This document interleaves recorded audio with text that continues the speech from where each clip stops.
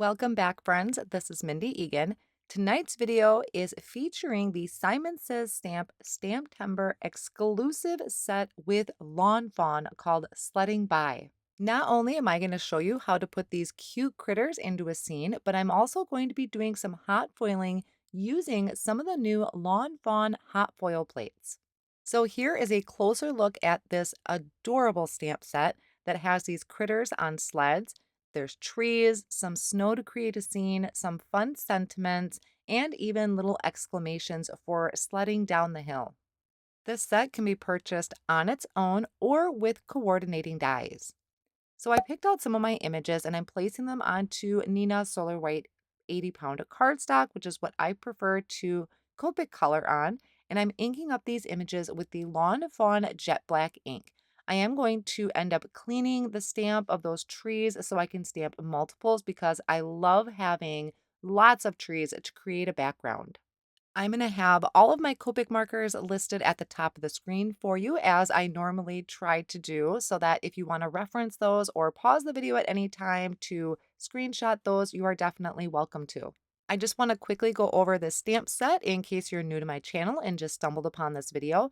This stamp set is an exclusive limited edition with Simon Says Stamp, meaning once it's sold out, it is gone forever. It will not be resold or redone in any way. So if you really love this stamp set and you're watching this in the current time, I highly suggest heading over and grabbing that because Lawn Fawn has been known to sell out quickly.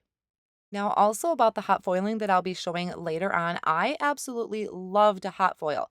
I know it is an investment, so if you don't have a hot foil machine, this is something you could still watch and maybe just see if you're interested in. But you could also use stencils for your background if you didn't want to do any foiling. So lots of different options. I just personally love hot foiling and wanted to include it today to show you how that worked in case you're new to that.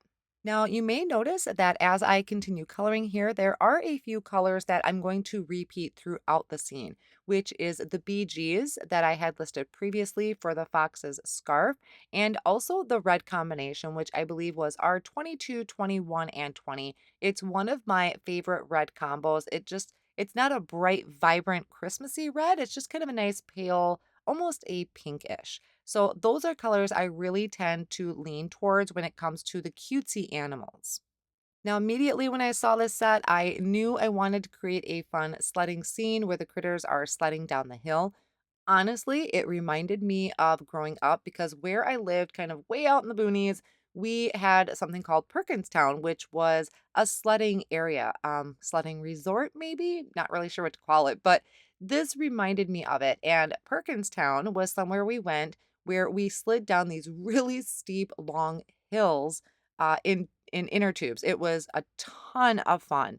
So this reminded me of that, and I wanted to try and capture some of that in my card today. You may also notice I have a lot of trees on here. I love trees in stamp sets because to me, they just really fill in a scene.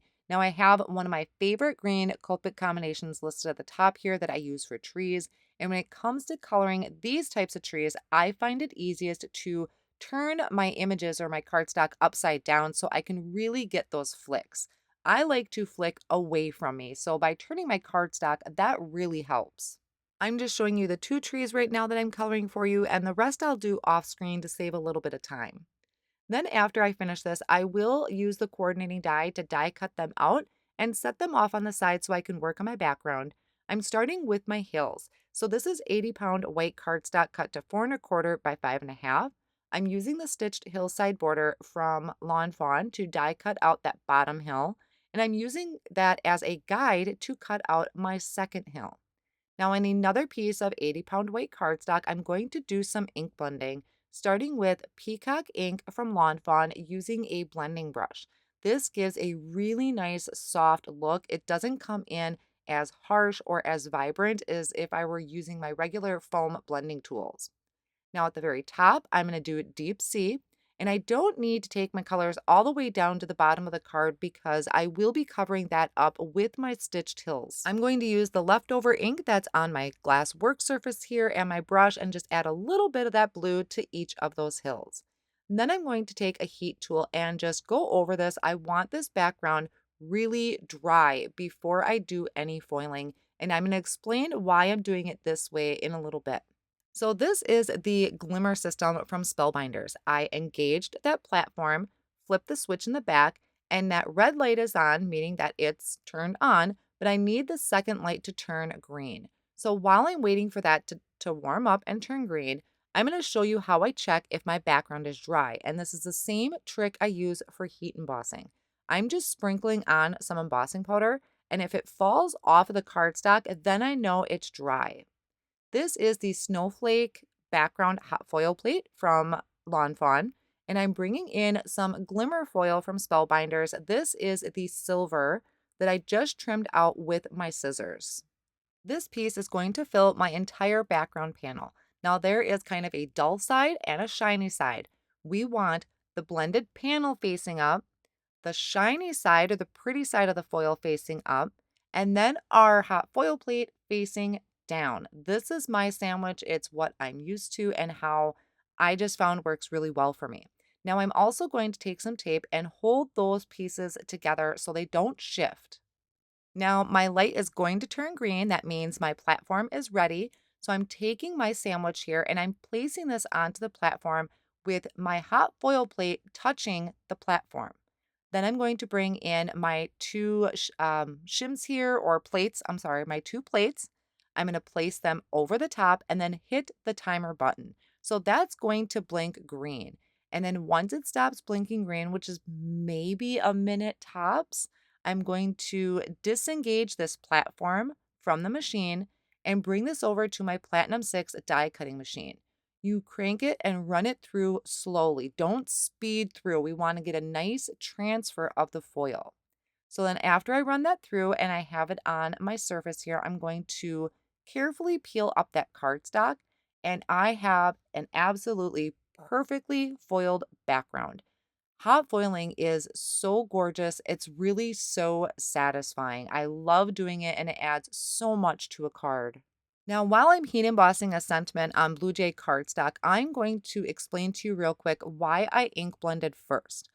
I have noticed that, okay, so first I want to tell you, you can ink blend on top of foil. You can foil first and ink blend on top of it. But I have found I get way better results if I ink blend my background first, because it seems that when I ink blend on top of the foil, it dulls it a little bit. I just don't have as much shine. So I like to ink blend first, but you have to make sure that your cardstock panel is completely dry before doing the glimmer foiling process. Otherwise, you're going to get over foiling just like you would with heat embossing. If it's not, prepped with an anti-static powder tool, you're going to get speckles of embossing powder. It's the same thing with foiling. If it's not a dry background, you're going to get that over foiling. So I hope you found that helpful. Now back to my card. I'm just trimming down my sentiment here into a thin strip, and then I'm going to cut it apart because what I'm going to do is die cut the word holiday separately that I'll show in a moment here. First, I'm going to attach my hillsides with a tape runner. I have that larger hill in the background and then adding some tape runner to this one in the front. I'm not adding foam squares to this right now because some of the other elements on my card are going to be popped up. I have trees that I'm adding tape runner to and placing them in the back, kind of tucking them underneath that hillside so it looks like they're in the background of the scene. And I'm also going to add some to the left-hand side of the card to just try and balance things out. Now for my critters, I will be adding foam squares to those, so those guys are going to get popped up. So after I have some foam squares, I can remove the backing, and using my tweezers, I'll place this one in that front hill. Now I got to be mindful because I do want to have my fox on the other hill. So that one's got foam squares as well, and I'm going to tuck the front of the sled kind of under my first sledding group there a little bit. Some of the trees, I'm also going to add some foam squares to, kind of filling in the area a little bit. This is the scene that really brought that memory to me of going to Perkinstown and going sledding, whether it was with the class or with friends and family. So this was the scene that really brought that back. Now there's also these really cool little marks like they're hitting snow drifts that I thought were super fun. There's also some cute little sentiments on there that you could add in a speech bubble too. Here is that customized sentiment I was talking about earlier. I die cut the word holiday out of the Kohl's ABCs die from Lawn Fawn. I did it twice from white cardstock and once from pixie dust cardstock and layered them together for dimension. I used the grid lines on my glass surface to line that up and then picked it up with some removable tape. Now, the sentiment I'm going to add at the top there so I make sure I have room for everything, and then added some liquid glue behind those letters and place that over the area I wanted, just making sure the margins are even on each side and carefully peel up that tape. I love the liquid glue for that because I was able to adjust that Y on the end that kind of came out a little crooked. I'll add my sentiment here underneath the word holiday. So now we have this fun sentiment that says, Hope your holiday is lots of fun. Off screen, I did end up adding some highlights to the critters and some of the other elements of the card. So I really hope you enjoyed today's video. Maybe you found some tips along the way that might be useful in your future card projects. All of my supplies will be listed down below in my video description and over on my blog as well. I thank you so much for joining me today, and I'll see you again real soon.